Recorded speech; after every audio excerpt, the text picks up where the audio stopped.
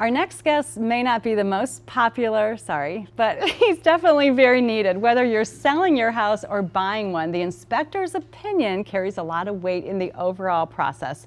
Chad Borah runs a home inspection business, and he's here today to help us understand more about what really goes on behind the scenes in the inspection world. So welcome, Chad. I'm so glad you could join us. I mean, I know you are popular. Actually, you're very likable. Everybody I know loves you. But truly, the inspector, it's kind of a dreaded word, dreaded person to both the seller and the buyer, right? Yeah, I would say it's easily the least favorable part of the transaction. It's hard. It is. There's a lot of emotion on both sides and a lot of uncertainty. Yeah, a lot of people think it's the price, agreeing to a price, but that's usually the easier part. Right. Because in the inspection process, for the buyer, you're coming up with a list of things it's everything that's wrong with the house, right? Yep. And so they get nervous, and the seller's like, well, this house is perfect for me. That's not wrong, right? You get that. Yep. The seller, I think, there's a number of things playing in. They're worried about what we're going to find out.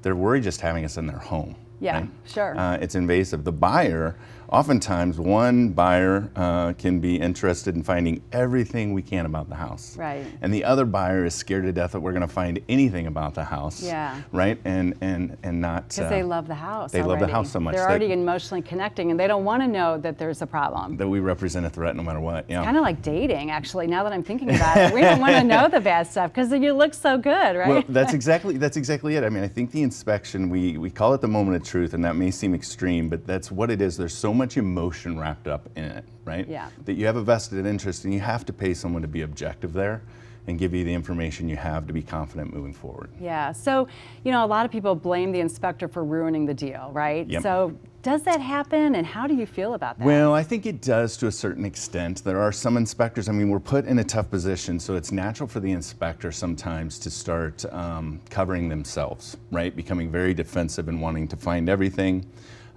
They can find value in painting things in a very negative light. And so when a buyer hears that, but the majority of the time, I would say that it's just a matter of, it's an opportunity to get out. And so it's not specific to the information provided in the inspection. Yeah. As much as it's just a doorway or avenue out for the buyer once they have the info. Yeah, because what a lot of people don't realize is that that's typically, on most real estate contracts in most states, that's an opportunity where the buyer can change their mind. And it's usually the only opportunity in a contract. So they are still maybe on the fence, and that's part of the problem, is it becomes a very important week of time when things could go a different direction for both the buyer and the seller. Yeah. So what about a seller bringing in a home inspector before they put their home on the market? That's become more popular. Is that something that you recommend? Highly, and I'm excited that it's becoming more popular. I mean, you mentioned it early on, but as soon as you have a contract, the weight shifts to the buyer in the negotiation. And so I think if the seller has that information in advance, it maintains a stronger position in that negotiation. Yeah. Additionally, the seller doing that inspection in advance can relieve some of the tension and uncertainty.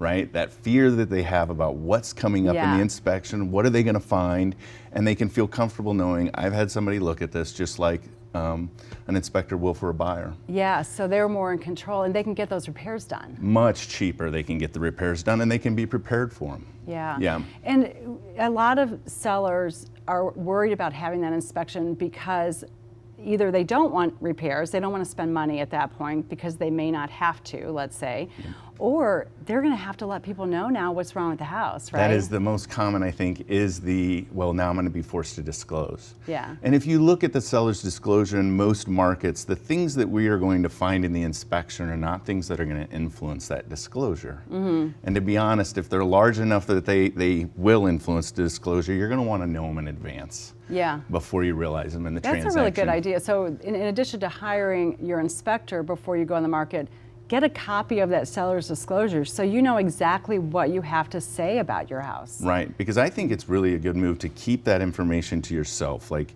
I don't recommend doing a lot of repairs based on our pre-listing or pre-sale inspection, because I think it's important to leave some low-hanging fruit for the next inspector.